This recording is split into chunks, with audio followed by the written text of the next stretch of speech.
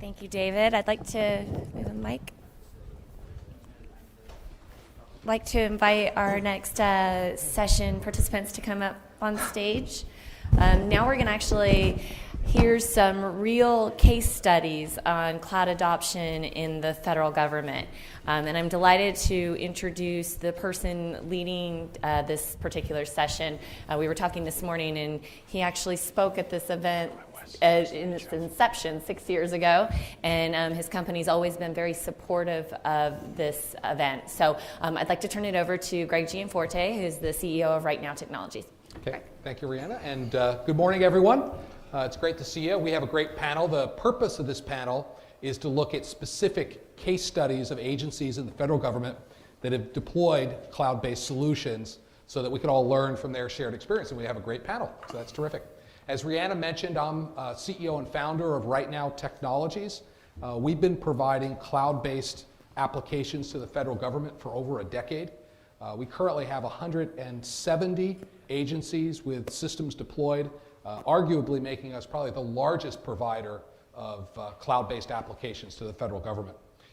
We've seen this growth both in the public sector as well as in the private sector. Our own business was up 44% last year just through organic growth. We have 1,100 people around the world delivering cloud-based applications. And part of that caused Oracle to decide that we should be part of their organization. So 2 weeks ago, we actually became a wholly owned subsidiary of Oracle. Oracle is moving very aggressively to deliver cloud-based applications for the federal government. We have a dedicated group here in DC just working with federal agencies to do cloud-based applications. The motivations, Dave McClure shared them with us.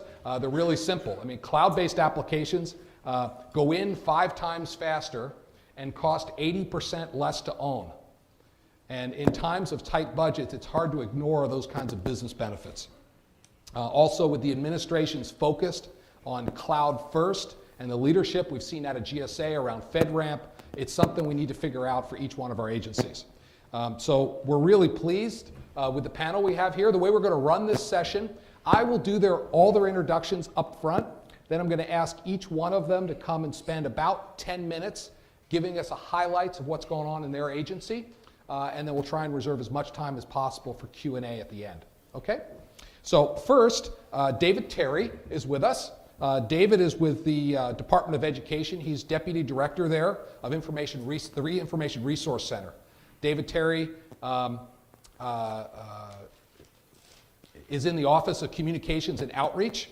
As I mentioned, Deputy Director of Information Research Center. The IRC is a citizen contact center that provides information and referrals and in-depth assistance for federal education law and policy to the general public.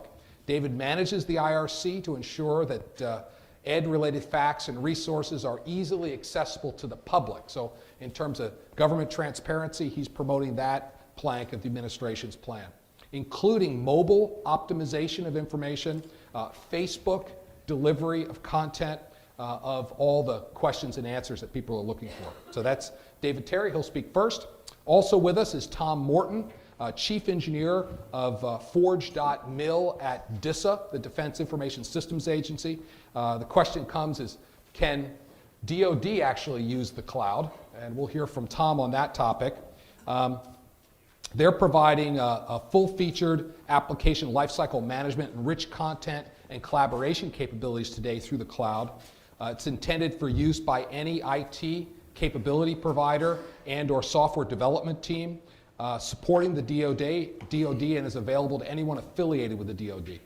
Mr. Morton is charged with overseeing the development, testing, and integration of the components comprising Forge.mil. We've also, at Right Now Technologies, we've had the pleasure of partnering with DISA in getting all of our applications DIACAP certified, and they're actually now in production at a DISA data center in Oklahoma City on behalf of a number of DoD agencies, including the Air Force. Also with us today is Wes Lloyd, Research Associate for the U.S. Department of Agriculture in the Natural Resources Conservation Service, NRCS. Wes Lloyd is in the Department of Agriculture, and it's this area is a conservation leader for natural resources, and is responsible for ensuring private lands are conserved, restored, and resilient to environmental challenges. So that's our panel. Looking forward to hearing what you gentlemen all have to say. And first, David Terry, please. Thanks, Greg. Good morning. Thank you for having us, Greg, and to be part of this panel to discuss what we're doing at the Department of Education.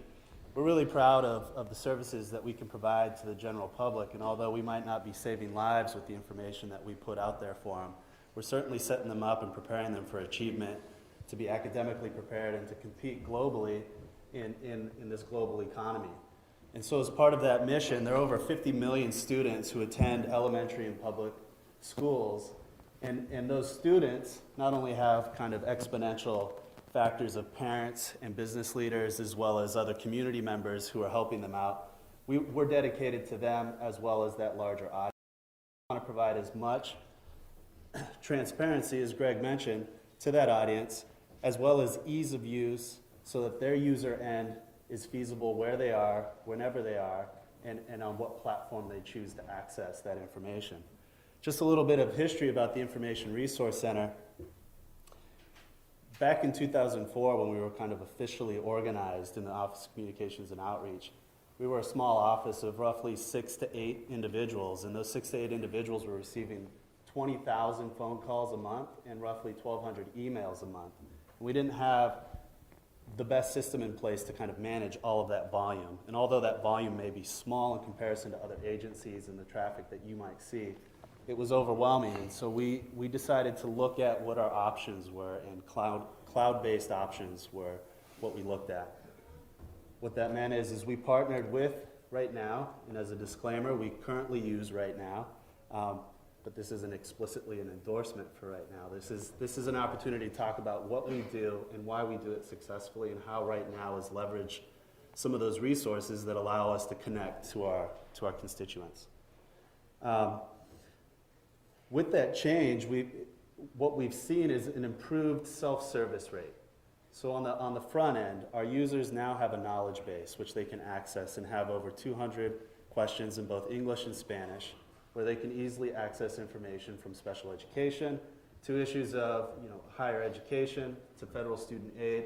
And although we aren't federal student aid, we do interface with them to try and make sure people know what resources they can get to immediately without kind of having to hand wring and go through multiple channels. And so we do communicate interagency, and we try and also partner with outside agencies to make sure that our information is smooth, that it's free-flowing, and that it leads to the correct resources. So what we were able to do in 2004 is kind of think about our options, and cloud-based options seemed like the way to go for all the reasons that were listed by David McClure. We wanted to save on cost. We also wanted to have a fast and efficient way to deploy this information, and we wanted it to be scalable, and we wanted to be able to plug into new opportunities. And although at the time we didn't see Facebook as rampant or Twitter as rampant a service and or communication vehicle, we wanted to be able to tap into new technology. And forgive the analogy, but watching the Super Bowl, there was a specific car commercial that sort of hit it on the nail for me. And what you see in black and white is kind of a Sony Walkman, and then it starts being pulled backwards, and you see a record player, and you see all these different types of technologies in black and white as they're getting pulled back forward. And of course the car is in color, Technicolor, and it's moving forward with all the latest and greatest technology. Well, we consider cloud to be that kind of technology, and we're not naive to think that that's the only solution, but we want to be able to be a part of that new technology. We want to tap into what it offers, and we want to be able to ensure that the customer base who's already tapped into some of those communication vehicles can then trust the U.S. Department of Education to give information in an accurate and timely way through those vehicles. So in our Technicolor, we formed a modern contact center where people can still phone, and we still average about the same amount of phone calls a month. But where we've reduced time and effort is on the email side and on the self-service rates. And so we average roughly 50 to 80,000 views on our FAQs, and that's across Spanish and English.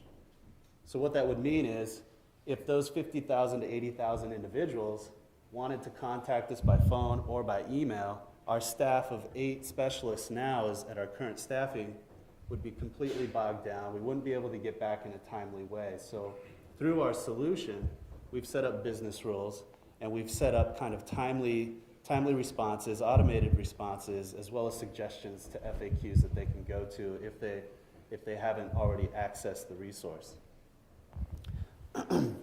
We also wanted the solution to be accessible internally. We wanted it to be easy to use for our staff. And what we do in our office is, although we have one administrator, we delegate across the whole staff to kind of be a part of the team to ensure that all of our material is up to date and that it's effective and that it's meeting the needs of our current clientele or the general public. Within that, we've got several kind of sub-delegates who can then maneuver within the back end of the system and make sure that it's up to date and ensure that the answers are placed where they need to be, or add new answers as needed. And they don't necessarily have to wait for the administrator to be there, but they can then see that in a production stage and then roll that out of development into production. And that's one thing that we like about the cloud is we can manipulate some of the look and feel, the questions, the answers, the backgrounds. The customer portal can be modified through HTML and different types of languages, and we can see that in a development stage before we actually push that out.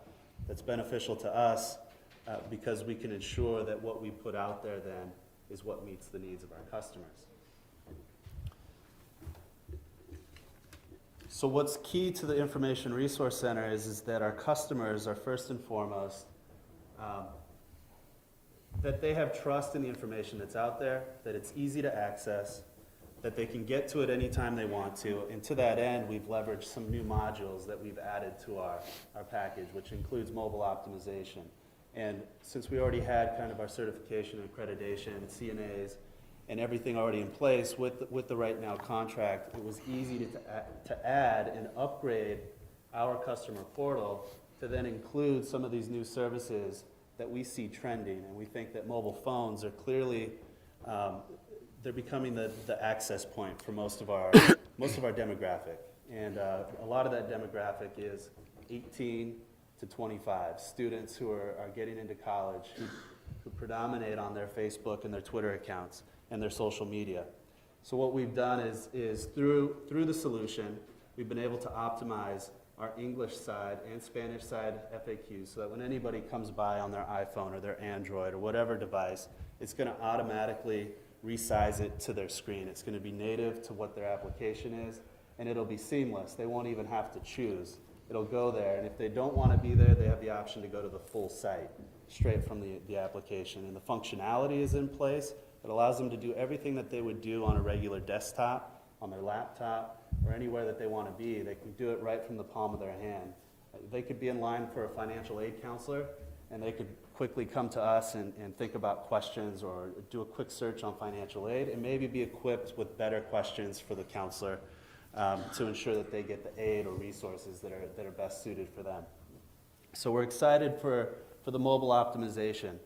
And some of our challenges now is to outreach that and to make the public aware that service is available and that they can access it at any time.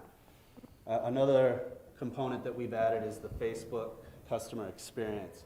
And this is neat. It's still new, and the Department of Education's Facebook page isn't the most popular, so we're still looking at ways to drive traffic there, but individuals can stay within the Facebook environment where they're already comfortable, where they're probably spending an inordinate amount of time already online.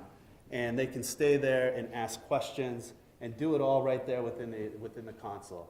And all of that, we think, just extends another customer benefit to the public to allow them to be able to access everything that the Department of Education would like to promote out there. And we're constantly evolving and thinking about our product, but this is just kind of one way that we've implemented the solution.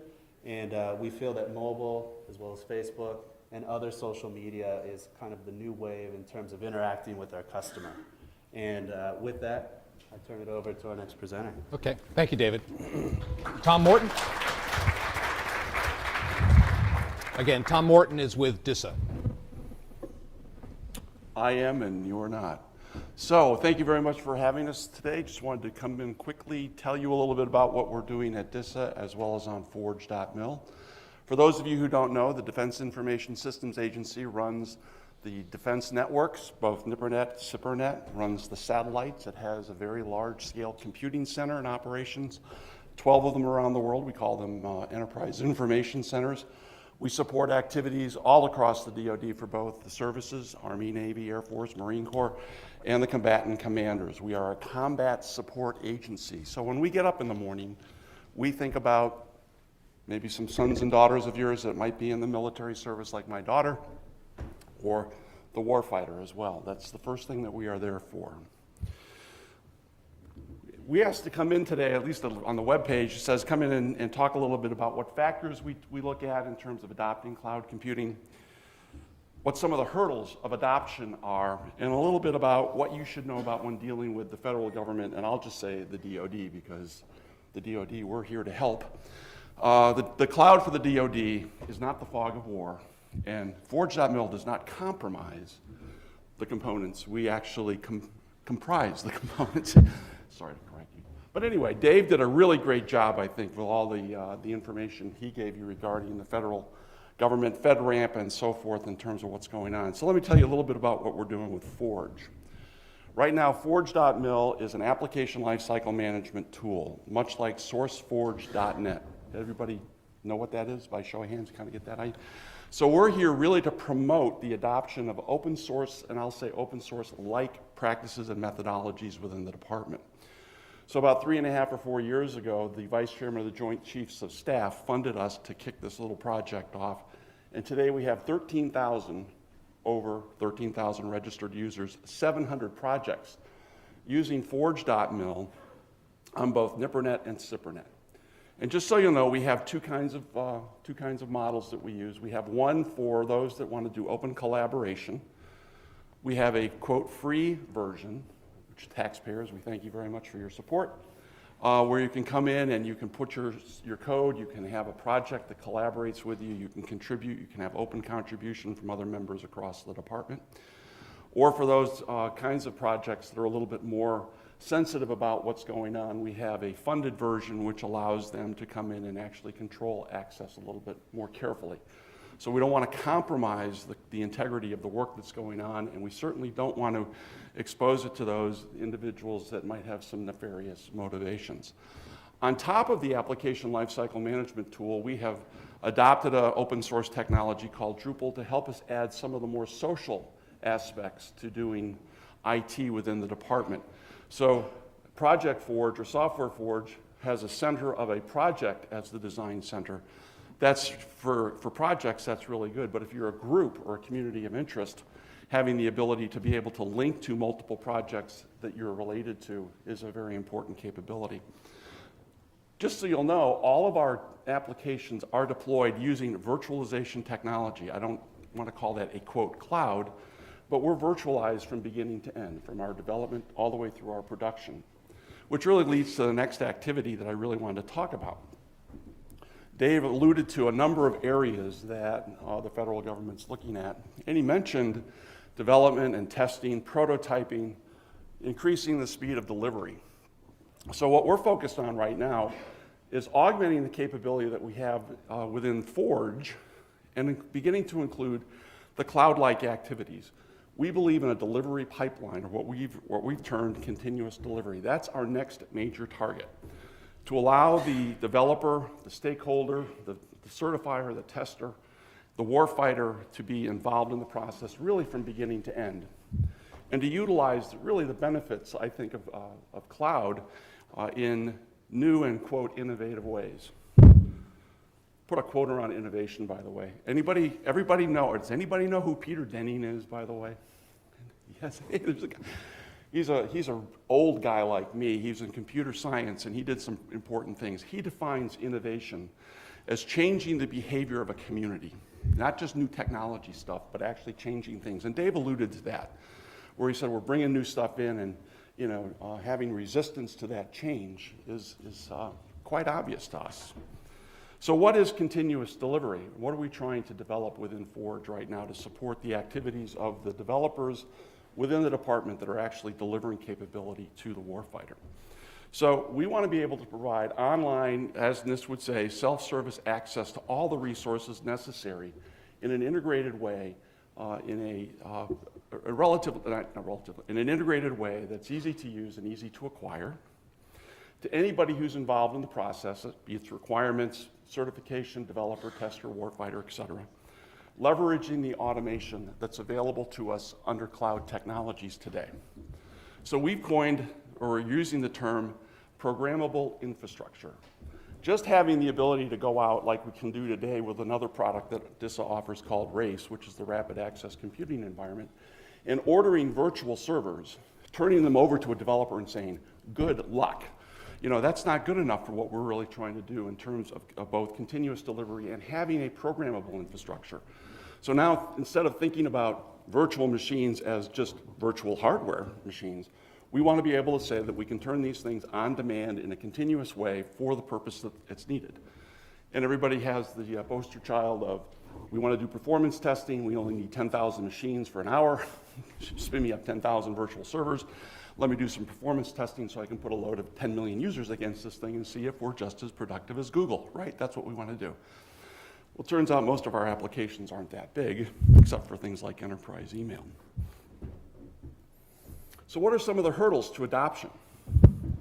In this particular space, not only cloud, but within the continuous delivery notion, it really is a puzzle. A lot of companies out there are beginning to do many of the aspects that we have, and there are vendors out there that are coming to us every single day saying, hey, we can solve this particular part of your problem.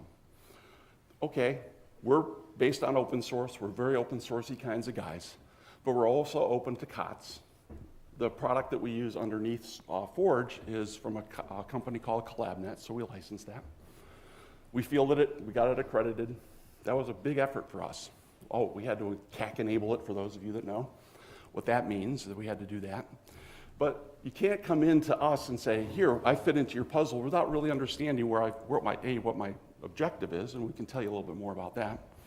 And then coming in with a point solution doesn't really help me too much. The second thing is status quo, change, trying to change the thoughts of very large contractors who are doing business, and they're doing it very well, thank you very much, but they don't want to come in and change for a couple of reasons. They have a contract, they have a deliverable, and they don't want us to come in and say, you have to change all that, because then they go, I'm at risk. And so in order for us to pay them, they need to actually deliver what we've asked for. And then we have the proverbial gatekeepers at the bottom. And we have lots of them.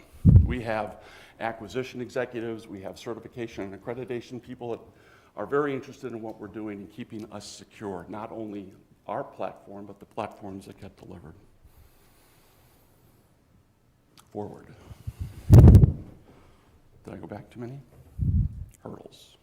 Right. What do you need to know? First of all, how many of you sell to the Department of Defense? How many want to sell to the Department of Defense? Okay, good. I started out working for a little company called Apple Computer and did a lot of things out in the commercial world and BEA, and they brought me in because I was a commercial guy and I supposedly knew how to bring new stuff in. So it takes a long time to sell to the Department of Defense, agreed? However, the rewards are quite large. So you have to be patient, and you can't think that you come in and we have this, multi-billion, I don't even know how many tens of billions of dollars our budget is for IT. Just can't assume that we've got money to burn, because we really don't. So you have to be prepared for a long process, especially if you do not have a vehicle or a contract by which I can buy your product.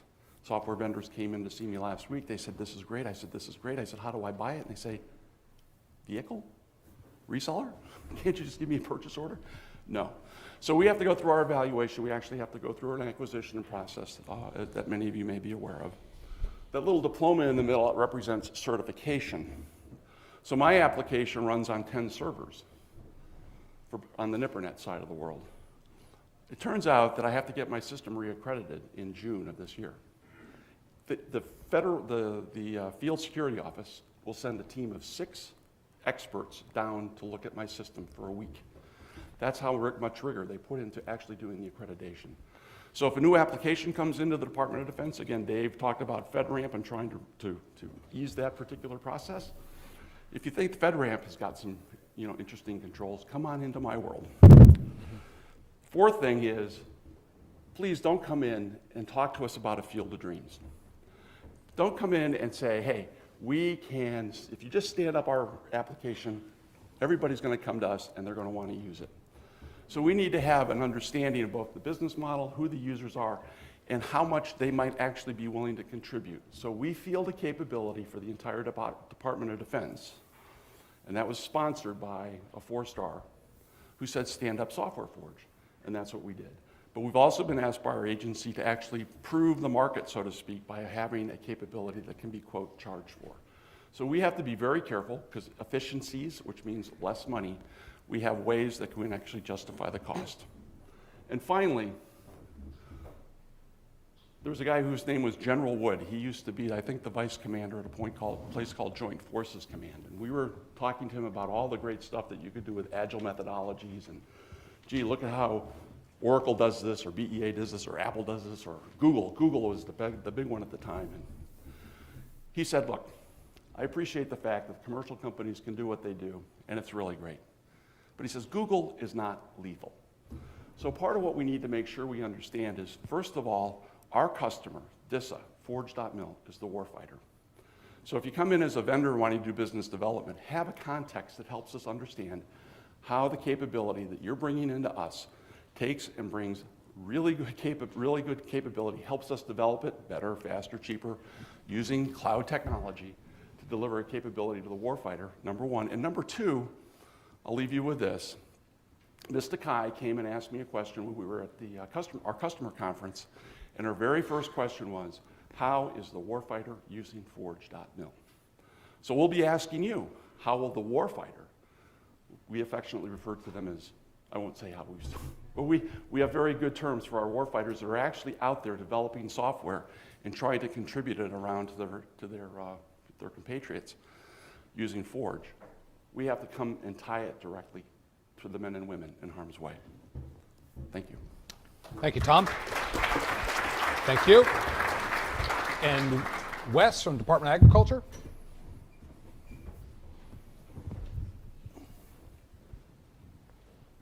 Thank you, Greg, for the opportunity to talk today.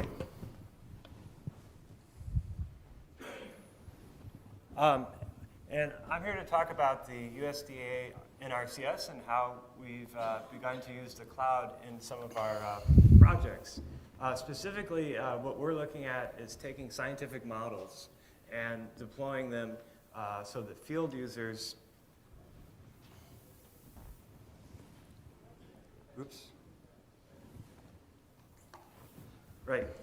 so that conservationists in the field can have access to models.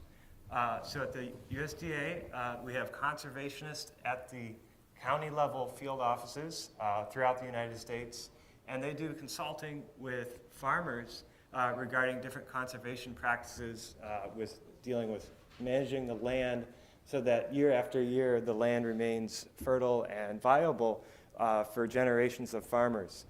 And so the agency has many different environmental models, and historically these have been deployed as legacy desktop applications. However, the process that USDA and NRCS would use would be an annual update process, which was somewhat slow, and it restricted delivery of new science models. And so that these models were scattered across desktops within the agency, and that caused challenges in terms of rolling out new changes. So what the agency is looking at doing is taking their modeling capacity and moving that into a cloud and hosting it as a model services. At the USDA NRCS, and I'm also with Colorado State University, we've put together a cooperative agreement where we're developing a model services architecture which will support science delivery to end users in the field. And our goal is to take these desktop models and deploy them as web services. So we've taken the science modeling and put it into the cloud, essentially. And so this is an infrastructure as a service cloud deployment. And our goal is to be able to scale the compute capacity of these models to meet peak loads. And at certain times of the year, such as year-end reporting cycles, there's a need to scale our modeling capacity. And there's also this, some of our models, particularly watershed models, are very compute intensive. So they will benefit from the cloud because you'll have access to more compute capacity than what you would have typically.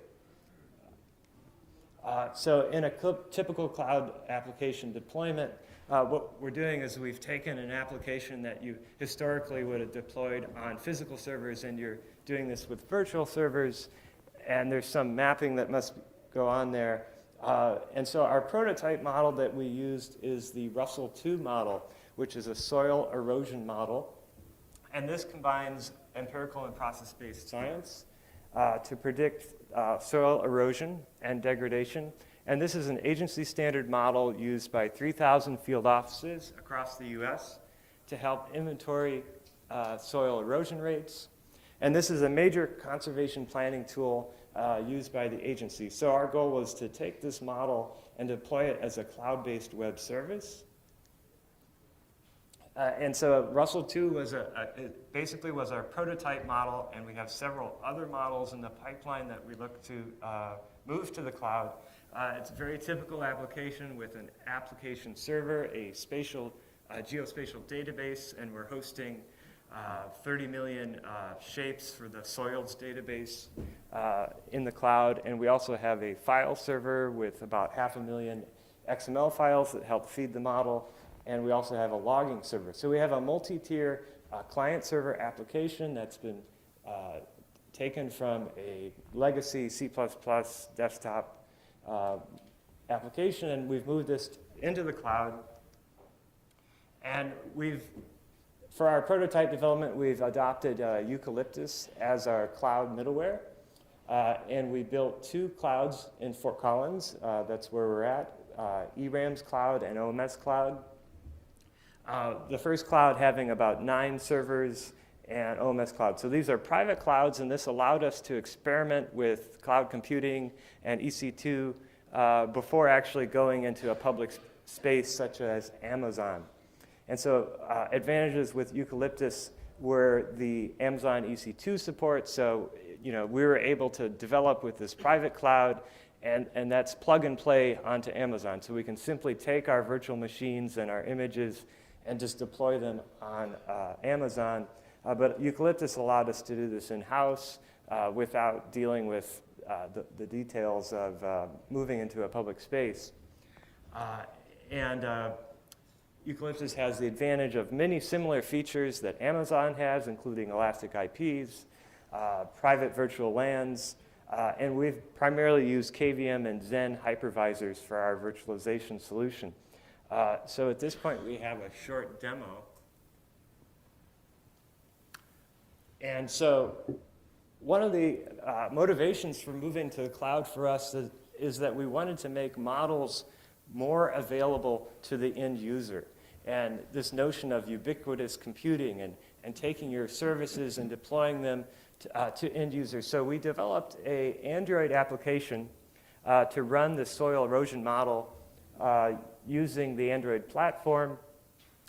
So historically, this was a desktop Windows application, and there's a group in the USDA that's called the Mobile Planner Development Group, and their goal is to take these science models and provide them on tablets or handheld devices in the field so our conservationists can actually go out and work with farmers and do modeling in the field. And so this is just a prototype proof of concept demo.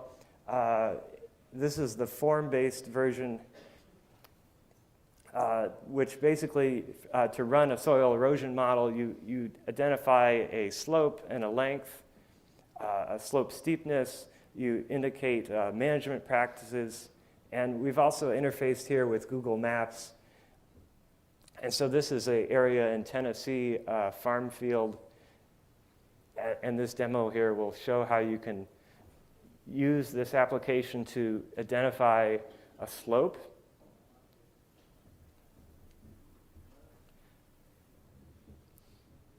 And so we identify 2 endpoints, and that went out and fetched elevation data. So now we know the slope length and steepness.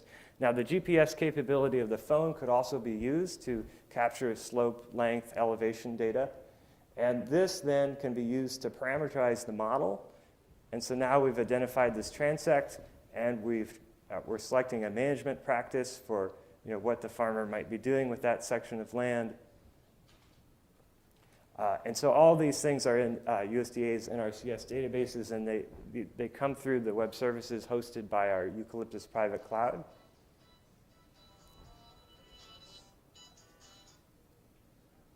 And so there we have a model run with the slope degradation, the degrade value, and that means tons per acres per year, and that's a very important figure for a soil conservationist.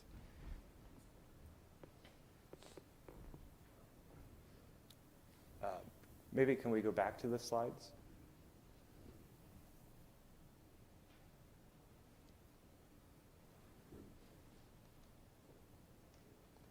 So the key results of our prototype and development out in Fort Collins for the USDA NRCS is that we initially took this Russell 2 model, and we were able to scale and do 1,000 model runs in about 36 seconds across eight machines using the Eucalyptus platform.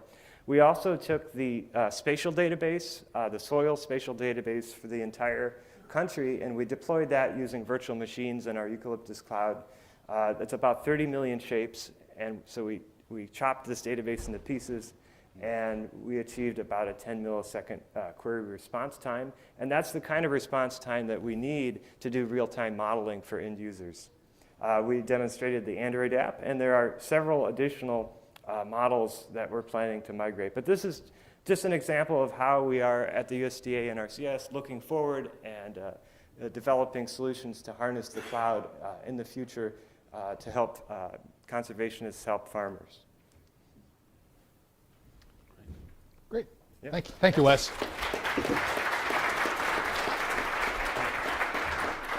So we've got almost 15 minutes for Q&A, and I want to kick it off with the first question for Wes and David.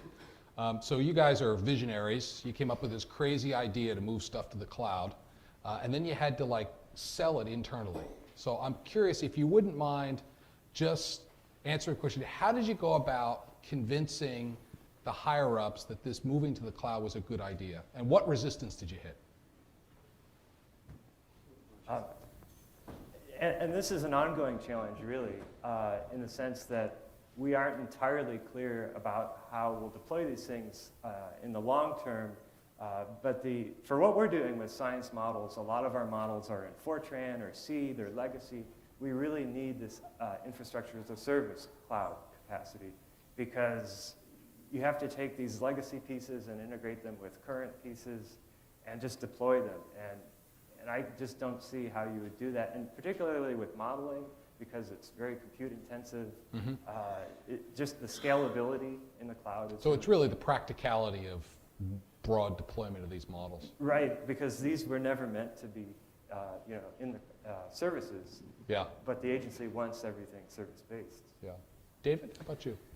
My experience is recent. 2004 predates my time, so at that point I can't speak to, but my director has informed me that they wanted to have a model that was scalable, that could easily breathe, both expand as well as contract as necessary as we saw services. And going with the solution that we have, we're constantly talking with our OGC, we're constantly talking with our Assistant Secretary of Communications, and currently with the new administration and some of the heavy emphasis in social media, that kind of opened the conversation, because there is new media and push towards that, and we wanted to we're having these conversations online, but we're trying to figure out how can we be a part of that community, how can we shape that community, because we realize that the community is going to be shaping us in some way with their own conversations and and that could be negative or positive. And so we want to interject, we want to be a part and influence that conversation and ensure that they're there. So those are the conversations we have with my boss and with our higher ups, and we try and convince them that there's utility in being a part of that communication in a proactive way. and still be safe about the language that we put out there and still protect the image of the department. Sure. Tom, anything you want to add?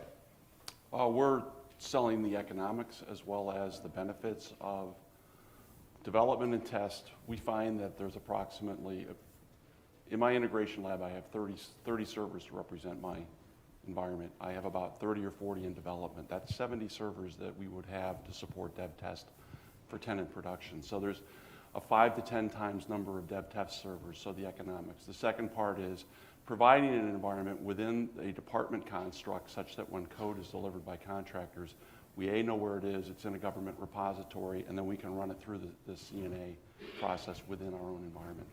Okay, great. I'd like to take most of the questions from the audience. Who would like to be first? Yeah, sir? Hi, Jason Bloomberg with Novell Technologies. So this is primarily for you, but really anybody can answer. You mentioned your agency wants to move towards services, and you also talked about having legacy environments, Fortran, and I can imagine you might have dozens and dozens of different apps. So how much of this story is really a cloud story, and how much of it is a service-oriented architecture story? And where does the SOA story fit into the cloud story at USDA? Okay, well, for us with these legacy models, the problem is the science code is difficult, and you don't want to redevelop the science code. And some of these, you'll have a scientist that spends their entire life developing a model, and so all their intellectual property is in this Fortran code. And so we don't want to get in the business of re-engineering somebody's legacy model. And so so part of it is a services equation, but then with modeling itself, due to the fact that science models tend to be compute intensive, the scalable part is really important for us, particularly for the large models that we can expand to use 20 virtual machines or 100 and rent it for half an hour or however long. The ability to scale up and scale down is really key because these things were never meant to be web services. But now we can do that. With the cloud, it opens new doors that weren't there before. Okay, great. Next question? Who has the next question? Got a great opportunity, some real pioneers up here. Yes, sir. This is specifically to David. Oh, sorry. This is specifically to David. How did you deal with the issues, particularly in the Department of Education, around, say, perhaps you're dealing with minors all the time, and how do you deal with those kinds of issues, the regulatory pressures for that, and how did you address those things before you deployed your infrastructure? We had to do all the security. And fortunately, our front-end system, we're only asking for limited PII. And we don't, so what happens at the Department of Education, just a breakdown, is we're in the communications and outreach, which kind of is the overarching agency, but there's federal student aid, which then really has impact and drills down into people's lives and collects a lot of information. Fortunately, we're not managing that element of it, but we certainly have to think about the privacy issues, security issues, where the data is being stored, and all of those questions that go into. I can't speak to FSA's contract or federal student aid's contract, but on our own side, we were asking those questions. Where is the information being stored, and how is it being protected? How can we ensure that some of these new modules, such as open source login, OAuth, and different types of way for people to log in with already credentials that they've established in other platforms. We wanted to make sure that if we access those, are we within our legal realm? And are we collecting only the information that we need, which currently is very limited. All we need is a first name and an email to respond to folks who want online service or email responses. And phone calls are anonymous for the most part. And believe it or not, we still get some mail and we still get some faxes. But with the knowledge base, that's allowed us to kind of show the efficiency of putting information out first, boosting up the self-service rate, and then always kind of erring on caution's side in terms of security. But those are conversations that are continuously happening with our CIO and with the OGC. And so what I recommend is to fellow government agencies is to kind of be cozy with them and know who they are and let them know what you're doing up front and what you'd like to accomplish. And generally, most individuals are fairly forward-thinking, at least in my experience, and so that's been at the Department of Education. I can even speak to FSA in that respect, that they are looking for ways to secure all of that data, but then also grow and scale up and offer services at multiple points of contact. Yeah, I would just add that just because you're moving to the cloud, you shouldn't compromise security. I mean, the same questions you'd ask for an internal deployment, you'll ask of a cloud services provider. And if you don't get the answers that are appropriate for the level of risk associated with the application, then you shouldn't proceed. So, next question, yeah. Hi, this is Bernard Del Rosario with DISA. I have a question for the modeling and simulation example that was given. You said you had 1,000 runs, actually I have 3 really quick short questions. 1,000 runs per second in 36 seconds over 8 nodes. Do you have a baseline to show what the performance was like over physical machines? Yeah, so an individual model run, if you just do one, would take just a couple seconds for Russell 2. So what we were able to do is multiplex 1,000 runs in 36 seconds across 64 cores. On 64 cores? Yeah, we used 64 physical cores, and we're running virtual machines on top of that. And so we accomplished 1,000 runs in 36 seconds. And if you did those runs individually, sequentially, it would take, they're 1 or 2 seconds each. So. Oh, I meant over Oh, 64 physical cores. The overhead that we saw with Yes. the Zen hypervisor, it's approximately 40 to 50%. So I think the stats for 100 model runs, it's about 15 seconds on a physical machine, and it's around 23 seconds on a Zen virtual machine. Of course, there's different hypervisors. That's the one that we've worked with. I'm seeing similar numbers. Yeah, The other great. question I had is, you talked about having software that is older and that has been in development for a long time, and now you had to take that and distribute it over multiple virtual machines and multiple cores. What software did you use to enable that, that kind of distributed computing? Okay, so we have a load balancer known as HA Proxy, and it sits on the front end, and it takes those service requests and it then routes them to virtual machines. And that's a pretty standard load balancer, HA Proxy. Great. I think we have time for one more question. Do we have a question? Oh, okay, great. Yeah, my name is Cheyenne, last name John from Kit Solutions.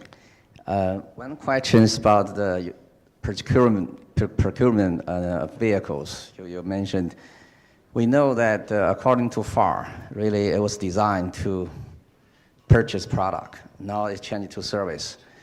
How do you overcome those when you decide to purchase a service? And we've always run into that difficulty. I